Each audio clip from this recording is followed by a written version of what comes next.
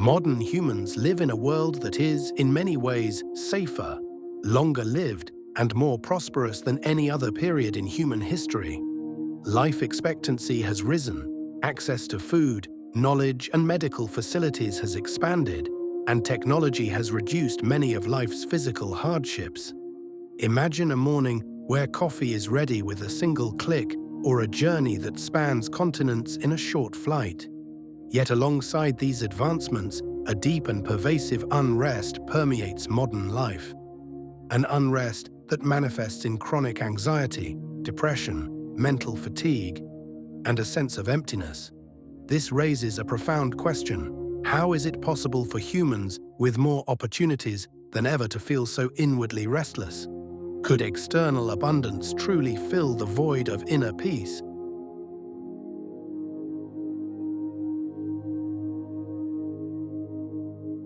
Looking back at history, suffering has always been part of the human experience. Wars, famines, diseases, and early deaths have been constant realities, like ancient tales of plagues or famines that wiped out generations. But the difference between modern humans and those of the past lies not just in the intensity or type of suffering. It's primarily in how we give meaning to it. Traditional humans viewed suffering within a broader horizon of meaning, fate, trial, or spiritual journey. Like a tree seeing a storm as part of its growth, suffering wasn't meaningless, even if painful. Modern humans, however, often face suffering that they don't understand, why it exists or what it points to, like a shadow without a source, relentlessly following. When suffering becomes meaningless, it grows more destructive. Isn't this meaninglessness itself part of the suffering? One fundamental feature of the modern world is the dominance of an instrumental view of life. In this perspective, the world is a collection of resources, and humans are beings who must manage these resources efficiently, like an app optimizing every moment. Success, productivity, growth, and efficiency become core values, turning life into a project that must always advance. But this view pushes aside deeper questions like, why do I live? What is truly valuable? And what is the meaning of my existence? Treating them as impractical distractions. Modern humans learn how to manage life, but less so how to dwell in it. How to simply be in a moment without a plan. Has this tool-centric approach distanced us from life itself?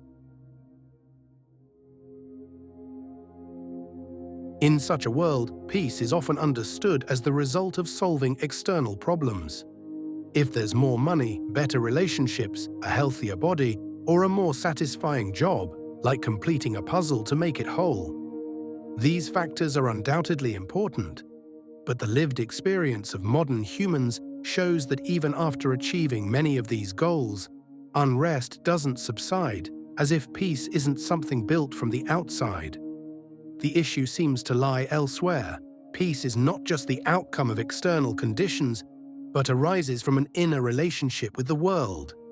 A relationship that has been profoundly damaged in modernity, like a bridge with weakened foundations. Are we searching for peace in places where it doesn't exist? Technology has made this situation more complex. Tools meant to increase our free time have often fragmented our attention, like a screen interrupted by notifications every moment. Modern humans are constantly exposed to information, images, and messages, turning the mind into a turbulent river that never finds calm. Silence, once the natural bed for reflection and awareness, has become rare and even frightening, as if silence is an empty space that must be filled.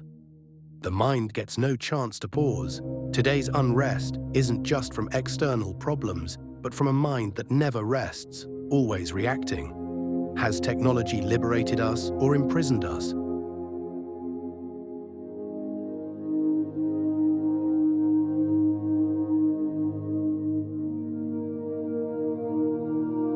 In response to this state, many turn to psychology, coaching, or self-help techniques. These approaches can be useful in some cases, like tools to cope with daily stress. but they often address the issue at an individual level within the same dominant worldview, a world that measures success by productivity. They try to adapt humans to a world that itself generates unrest, like tuning a machine for a rough road. Rarely is it asked whether this worldview, with its extreme emphasis on control, individuality, and achievement, is part of the problem. Is adapting to a flawed system the real solution, or just postponing the crisis?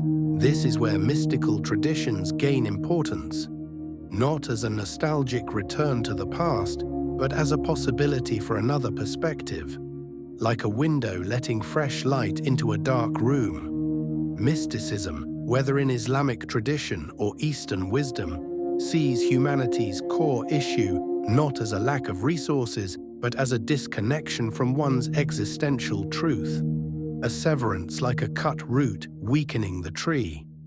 Humans are restless because they see themselves merely as consuming, competing, planning individuals, not as beings rooted in existence and part of a greater whole, like a drop in the ocean. Is this disconnection the key to understanding our unrest? In these traditions, peace is not something to be acquired, but something revealed by removing veils. Veils like excessive attachment to outcomes, constant fear of the future, and complete identification with social roles, like masks hiding the true face. When humans define themselves solely by job, success, or social image, the slightest threat causes inner collapse, as if building on sandy foundations. Mysticism challenges these fragile identifications, inviting us to see what's behind these veils. Do we have the courage to lift them? This mystical view of humans doesn't see unrest as an enemy to destroy, but as a sign that something in our way of living needs reconsideration, like pain alerting the body to illness. Unrest can be an invitation to pause, to see, to hear that silenced inner voice, like an awakening bell in the night silence. But this invitation is only heard when humans dare to step away from constant rush and stand in silence for a moment, like pausing in the middle of a storm to listen to the wind. Isn't our unrest a bridge to greater depth? Perhaps the core question for modern humans isn't, how do I become calm? But what has separated me from peace? A question that acts like a key, opening locked doors. This shifts us from the level of techniques and solutions to the level of meaning and worldview, where answers are not ready-made but discoverable. On this path, mystical traditions offer not ready answers, but fresh horizons, like a gentle dawn on a desert horizon. This channel is an effort to step into these horizons, not for quick healing, but for deeper seeing of what is.